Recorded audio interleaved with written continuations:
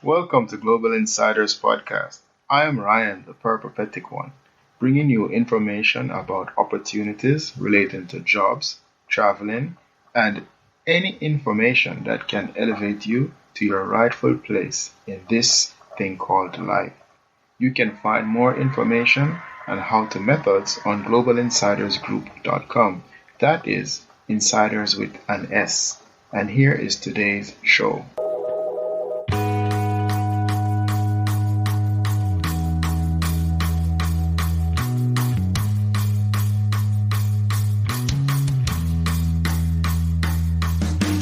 Hello, insiders. Thank you for joining us once again. Today, I'm pleased to have a woman who I absolutely adore for her tenacity and ambition. Her tenacity has seen her accomplish some fantastic things, and today, she's going to teach us how to reach for and accomplish things you only see in movies. Welcome to Global Insider, Shanice. How are you?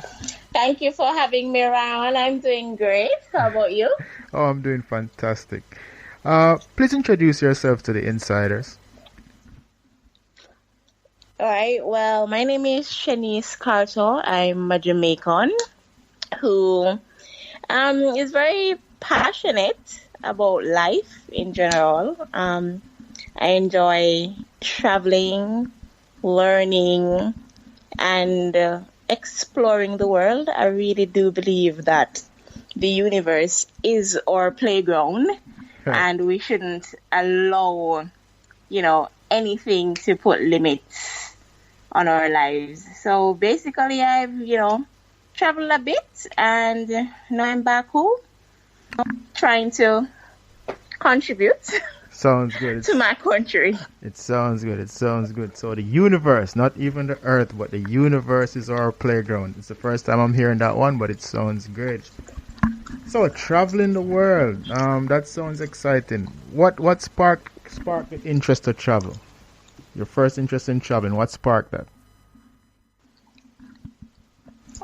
Well, ever since I was a child, I don't know, I always knew that there had to be something else out there, like through media, through reading especially. My mother always told me that you can go anywhere through books. Oh. And I think it really started there. I was an avid reader. I still do read, but not as much.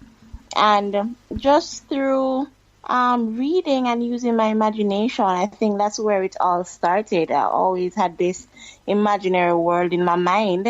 And as I got older and I started, studying foreign languages, I think it definitely developed over time.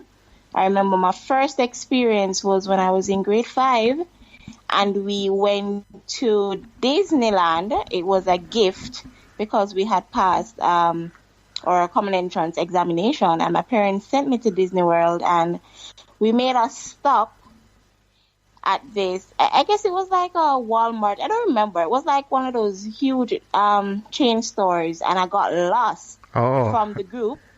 And I remember I was asking people, and I could not understand what they were saying.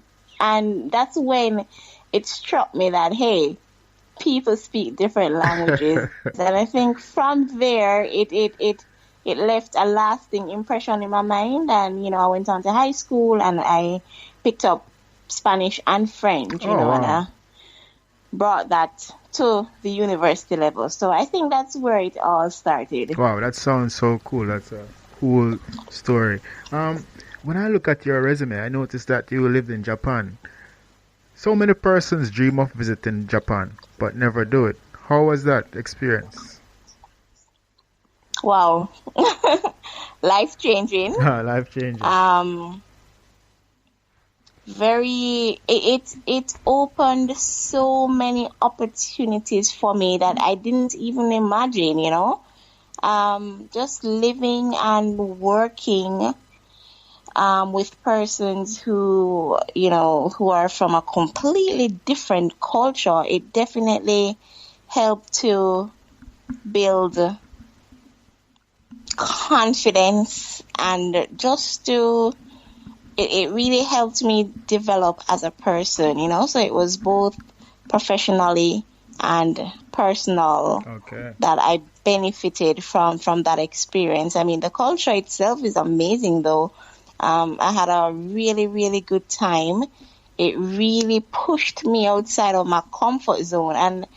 And during that time, I think I quickly learned that if I continued with this, it would definitely take me very, very far. And not only career-wise, but just in terms of exposure and broadening my horizon and, my perspective. It really was an amazing and enriching experience. How did you hear about the working in Japan? How did you hear about that, and how long did it take from the application process to actually moving to Japan? All right, so I vividly remember. I mean, I have a little story. Sure. But I went to one of my friend's house, and we were roommates in college, and I just happened to stop by one evening, and I saw her completing a form. Yes. And I asked her, like, what are you doing? And she's like, she's signing up to go to Japan. I was like, what do you mean? And she's like, yeah, she really wants to go to Japan. I'm like, okay, I want to sign up too. And I just sat there and I completed the form, and that was the end of it. I forgot all about it. Yes. And then one day, I think like maybe a couple months, maybe about 4 months. Okay. Down 4 months later, I got an email. Nice. And I was like, what is this? And then I remembered my friend introducing me to the whole Japan thing. So that's actually how I got started. I really didn't know much about it. It was just mere coincidence. Okay, did you go with your friend or you went alone? And funny enough, my friend did not get through. Oh my, it was just meant to be for you, which is so ironic. I guess you could say it was fate. Yes, definitely. Okay, nice. How many years were you in Japan? I was there for about 3 years, 8 months, I think. Okay, nice. That's a nice amount of time. 3 years, something. So you're fluent. Your Japanese is fluent. No. I had survival level Japanese. That's how I refer to my Japanese. That is all you need. So, is the program still available? Do you know? Absolutely, it is still available. I think teaching English in Japan and in other countries, it's a thriving industry, and it is easily accessible. It's easy to just go online and start the process. Do some research. Okay. Right, but the program that I went on in particular, I went through Interact, and they are they're still doing business in Japan. Yes. And they've grown a lot, and they recruit many Jamaicans annually. Okay, nice. Thank you for that. And what about challenges? I mean, yes, it's nice to travel and so forth, but from the traveling that I've done, sometimes, challenges come from out of the blue, basically. So did you face any challenge or challenges while you were there in Japan? Absolutely. I mean, it kind of, I would say it's a part of the package. Okay. You have to kind of see the glass half full. Is that what you say? Yes. Mm-hmm. It's not going to be, it's definitely not perfect because one, it's not home. And whenever you move to a new country, it's a sacrifice and a big compromise that you're making. And so you're not going to have everything your way all the time. Of course, it would be lovely, but just think about it. It's a new place. One, the culture is super duper different. The language barrier is something that it takes a while for you to be able to cross it. It can definitely take a toll on you. After a while, living in a foreign country, you want to feel as though you're a grown up and you want to handle your business. Yes. But if you are not fluent in the language, that's a major going to pose some challenges. Yes.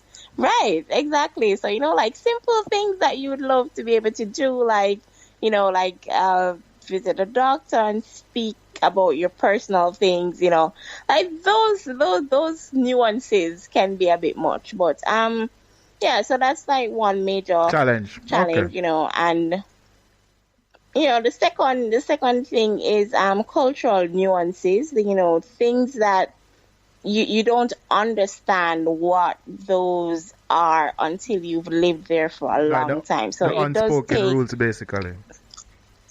right. So it definitely takes a while to Okay, adjust. understood. Thank you so much for that. Um, if a friend told you that they were planning to go to Japan, what would you say to that friend if you're moving there to teach English? You must have an open mind Okay. and you must be flexible and ensure that you're doing it for the right reasons.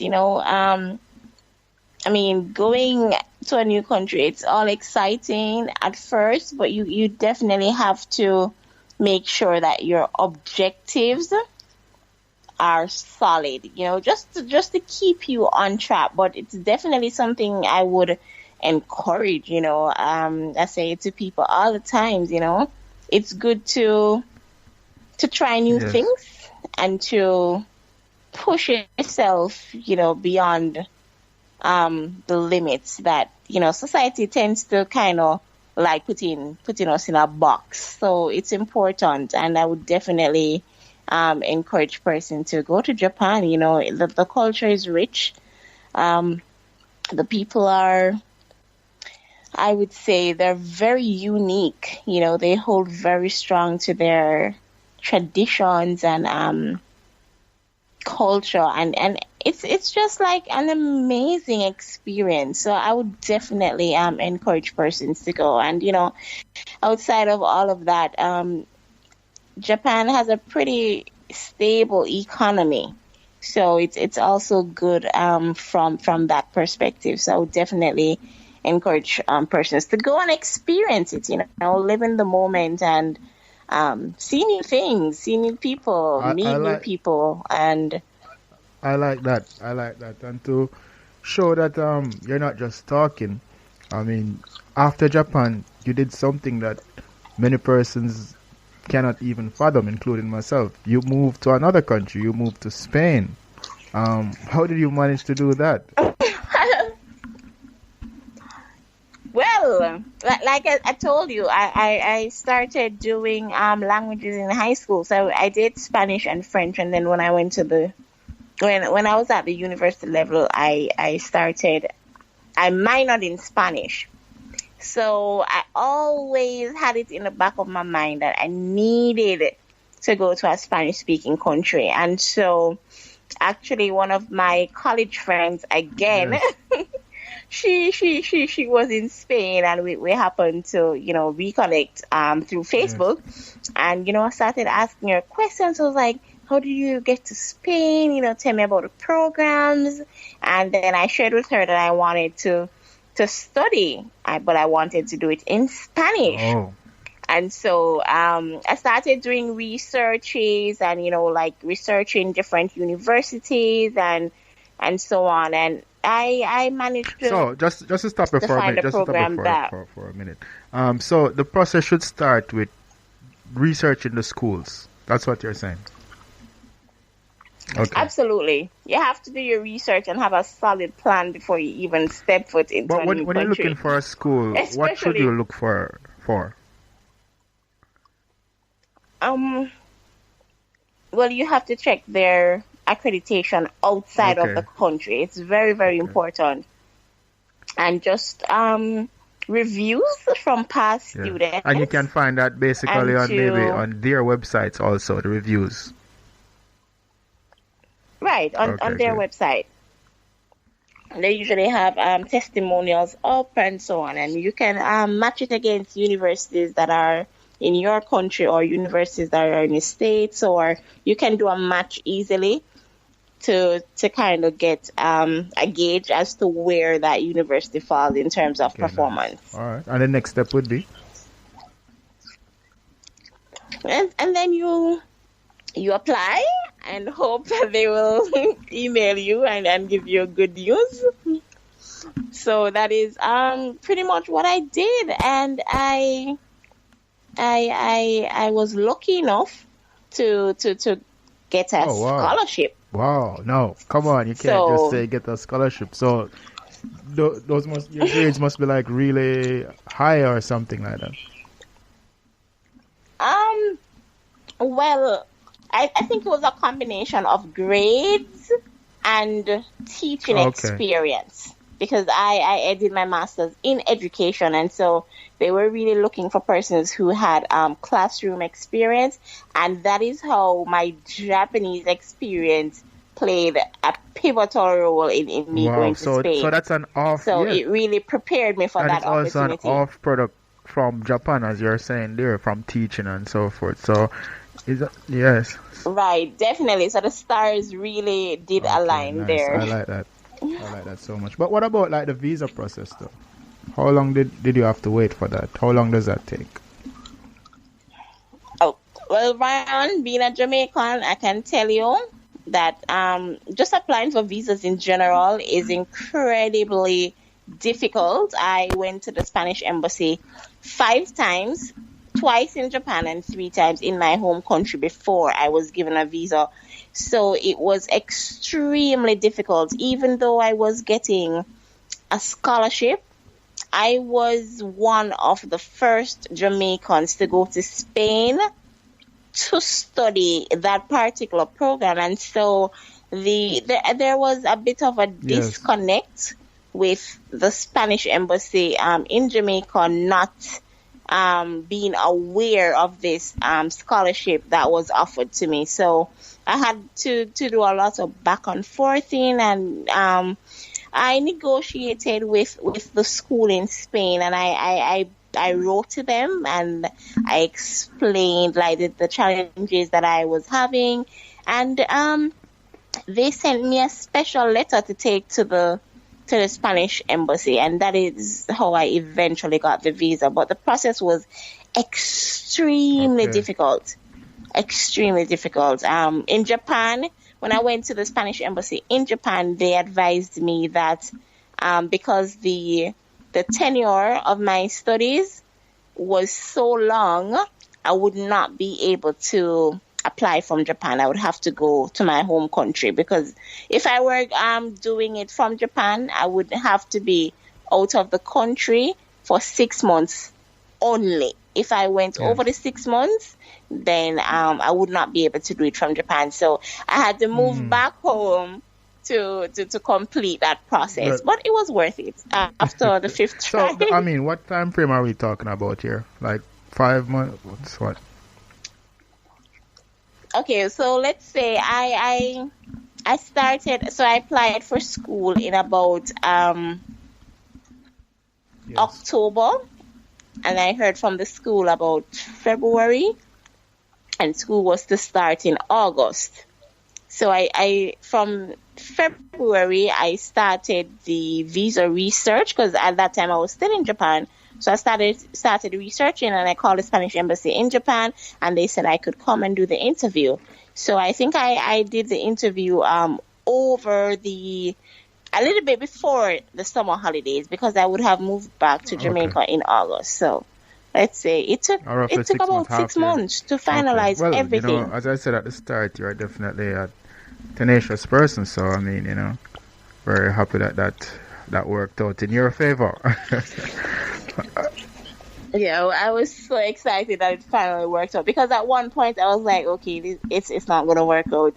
It's just too much, because I just didn't understand why it is that they weren't giving me the visa, because I had all the documents and everything, and they were saying, well, you lived in Japan for such a long time, you don't have any ties to Jamaica. Well, It you was a know what? lot of things, but You said it best earlier. You eventually. said they want to put us in a box basically, and sometimes you're the first. When you're the first to do something, I mean, people just don't have any idea where to categorize you or where to put you, and I mean, and that's why we have to keep on doing our best and keep on fighting. So kudos to you, wonderful, I love it. So we have to get to this very important topic though. How much money should a successful candidate plan to have or try to have to make that move to Spain? To Spain, wow. Actually, you know what? I was a little bit, I would say I was a little naive in that sense. So I would Spain's economy is very it's lower than, let's say, for example, Japan, right? So it sort of worked in my favor. However, I wasn't prepared for that, I guess, transition. Meaning, even though I was on a scholarship, I wasn't working. I wasn't getting an income.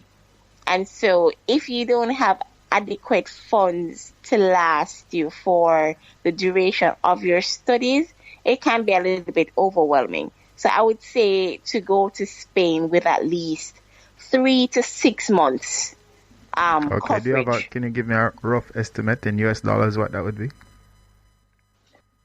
To be able to stay afloat. In US dollars, I would say, let's try and have about 4 to 8,000 US. Okay. 4,000 to 8,000 US, I would say. To be comfortable. Because when you go to a new country, it's like you have to learn the currency. You have to learn what it actually values, and it changes everything, because you may have, X amount, but if you don't understand the currency and what it can actually do and how much it can cover, you can either drown or try and manage to stay afloat. So it's a learning again. So it's a combination of understanding the value of the money and also being able to manage the money that you have, and it applies to any country. Learning the currency is super duper important. And basically it comes down to knowing what is a deal and what is not a deal in the country, because every country will be different. Yes. Okay, got you. Correct. All right. Right, and once you go as a foreigner, they're going to treat you as a tourist, so everything is going to be double or triple, because they're going to already know that you're not from here, and so people will definitely try to rip you off. So Spain is a bucket list country, because it is one of those countries that we hear a lot about, especially in history books. So what is it really like though? Did you experience any culture shock or something like that? Oh, Spain is wonderful. Can I just put that out there? It's everything that you have imagined it to be and more. It's such an eclectic country, so diverse in terms of culture, so many different nationalities who, when you come together, it's like a melting pot of just vibrant. What can I like that? Just right now, just vibrant, your description spirits, is pretty good, because now I'm just thinking color. I'm thinking persons from different countries and all of that, like maybe from Africa, maybe from Europe. The food, the dance, like the dress, the way how people express themselves. It's really one of a kind. And let's not even talk about the architecture. That country is actually the whole of Europe, but Spain especially has some pretty amazing buildings in terms of the architecture. The buildings are just lovely. The streets are all tiled. It's just like really, like you feel like you're a part once of you're history. there. Once you're in Spain. So was it all study and no play? What was the most fun thing you did in Spain? Drinking wine and eating on the road and just the way how people greet you in Spain, it's like they've known you forever. Their culture is very touchy feely, kissy, huggy. They're very just loving. So that And so that is I not think just in the movies. That's a real thing. Like people really behave as if they know you from ever since. Because I've seen. Okay. Okay, I've absolutely, seen that. Yeah. absolutely, just very friendly, super duper warm, and very expressive. I think that's something that I'll always remember. Just how warm and expressive they are, and they're not afraid to just tell you like it is pretty much, and they are very proud of their Well, of no. their of their culture and their country. So I'm juxtaposing both countries. I'm juxtaposing Japan with Spain because the Japanese are known for their for being reserved, and not being so like loud and colorful. But now you're talking about Spain, which is like more loud and colorful. So I'm just picturing the two cultures beside. but there are definitely pros and cons to it. Like, I mean, the Japanese, they're very conservative and reserved and very respectful, to ensuring that everybody is like comfortable. But and that is, I really appreciate that. Like there's a time and place, and I think Japanese, they really master that in a very Yes. strategic kind of way. It teaches you a Yes. lot just from their demeanor.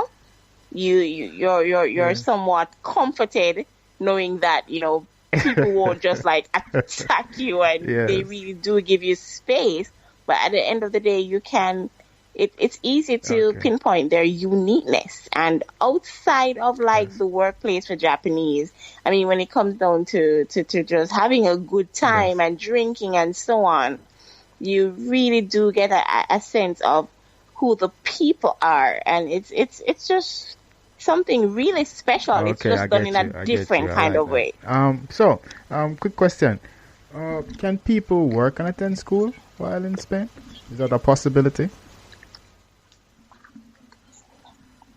It is. You have different programs that you can go on. You have, like, for example, a program that's called like Teach and Learn in Spain.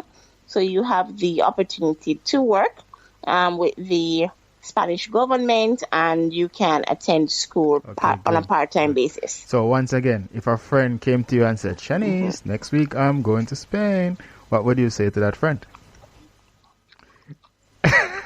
I'm definitely going with them. I'm like, can you bring me, please?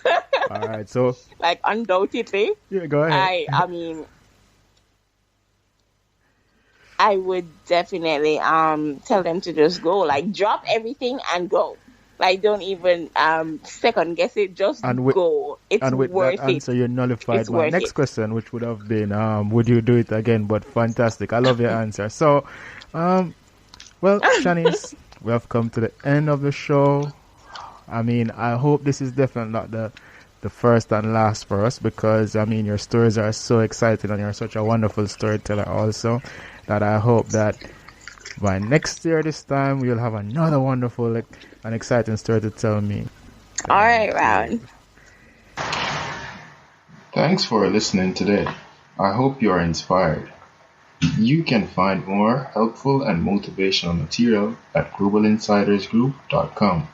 That is, insiders with an S. You can also keep in touch at Global Insiders on Instagram. See you next time, but remember, you can be your own superhero. Bye.